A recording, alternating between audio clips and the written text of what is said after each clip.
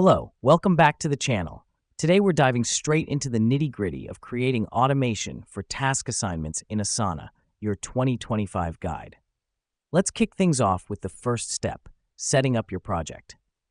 To do this, log into Asana and select New Project. The reason we do this first is to establish a clear workspace for your tasks. It's like laying the groundwork before you start building.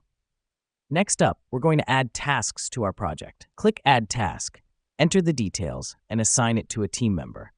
This helps us because it provides a clear outline of what needs to be done and who's responsible.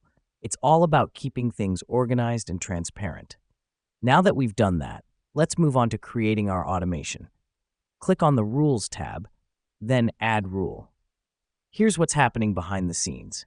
Asana is preparing to automate the process of task assignment based on the criteria you set. It's like having your very own assistant, minus the coffee runs. Next, select a trigger. This could be anything like task completion or due date. Then, choose an action like assign to a particular team member. The reason we do this is to automate task reassignments, making sure there's always someone on the ball.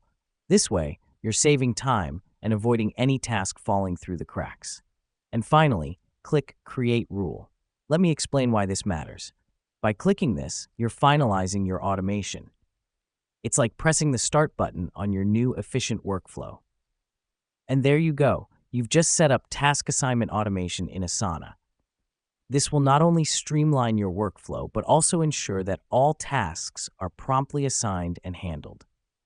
That's it for today's tutorial. Remember, automation is your friend when it comes to task management. Thanks for tuning in, and we'll catch you in the next one.